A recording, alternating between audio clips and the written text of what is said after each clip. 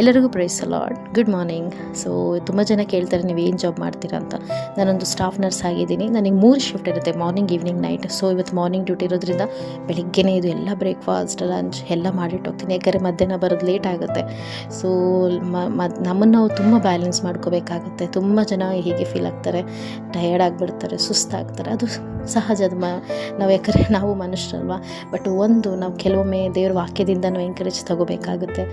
Bible ಹೇಳುತ್ತೆ, ಆಕೆ ಮೊಬ್ಬು ಇರುವಾಗಲೇ ಎಲ್ಲರಿಗೂ ಎದ್ದು ಲಂಚ್ ಪ್ರಿಪೇರ್ ಮಾಡ್ತಾಳೆ, ಬಾಕ್ಸ್ ಪ್ರಿಪೇರ್ ಮಾಡ್ತಾಳೆ ಅಂತ ಬೈಬಲ್ ಹೇಳುತ್ತೆ. ಆಕೆ ಯಾವಾಗಲೂ ಸ್ಟ್ರಾಂಗ್ ಆಗಿರ್ತಾಳೆ ಅಂತ. ಮತ್ತು ಇನ್ನೊಂದು ಬೈಬಲಲ್ಲಿದೆ, ನನ್ನನ್ನು ಬಲಪಡಿಸುವನಾತನು ಇರುವುದರಿಂದ ನಾನು ಎಲ್ಲವನ್ನು ಮಾಡಲು ಶಕ್ತಳು. ಸೊ ನಾವೆಲ್ಲ ಬ್ಯಾಲೆನ್ಸ್ ಮಾಡಬೇಕು. ಯಾಕಂದರೆ ನನ್ನಲ್ಲಿರುವ ದೇವರು ತುಂಬ ಸ್ಟ್ರಾಂಗ್ ಇರ್ತಾನೆ.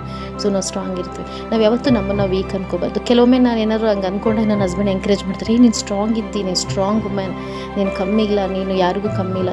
ಈ ರೀತಿ ಕೆಲವು ಎಂಕರೇಜ್ ಮಾತುಗಳು ನಾವು ತಗೋಬೇಕು. ನಾವು ಸ್ಪೋರ್ಟಿವ್ ಮಾಡಬೇಕು. ಯಾಕಂದರೆ ನಾವು ಚೆನ್ನಾಗಿ ಸ್ಟ್ರಾಂಗ್ ಇದ್ದರೆ ಮನೆ ಬ್ಯಾಲೆನ್ಸ್ ಆಗುತ್ತೆ. ಮತ್ತು ಮಕ್ಳಿಗೆ ನೋಡ್ಕೋಬೇಕು, ಅವ್ರ ಲಂಚ್ ಬಾಕ್ಸ್ ಪ್ರಿಪೇರ್ ಮಾಡಬೇಕು, ಅವ್ರ ಸ್ಕೂಲ್ ನೋಡ್ಕೋಬೇಕು, ಅವ್ರ ಎಜುಕೇಷನ್, ಮತ್ತು ಅದರಲ್ಲಿ ನಂದು ಎಕ್ಸಾಮ್ಸ್. ಸೊ ಎಲ್ಲ ಬ್ಯಾಲೆನ್ಸ್ ಮಾಡಬೇಕು. ಡ್ಯೂಟಿ ಪ್ರತಿಯೊಂದನ್ನು ಬ್ಯಾಲೆನ್ಸ್ ಮಾಡಬೇಕಾಗುತ್ತೆ. ಯಾಕೆ ಹೇಳ್ತೀನಿ ಅಂದರೆ, ಯಾವತ್ತೂ ನಿಮ್ಮನ್ನೇ ಫೀಲ್ ಆಗಬೇಡಿ. ನಿಮಗಂತ ಕೆಲವು ಟೈಮ್ ತೊಗೊಳ್ಳಿ, ಕೆಲವು ಕೊಡಿ. ಇವೆಲ್ಲ ನಾವು ಮಾಡಲೇಬೇಕಾಗುತ್ತೆ. ಯಾಕಂದರೆ ಬೈಬಲ್ ಹೇಳುತ್ತೆ, ಆಕೆ ಎಲ್ಲವನ್ನು ನೋಡಿಕೊಂಡು ಆಕೆ ಎಲ್ಲವನ್ನು ಬ್ಯಾಲೆನ್ಸ್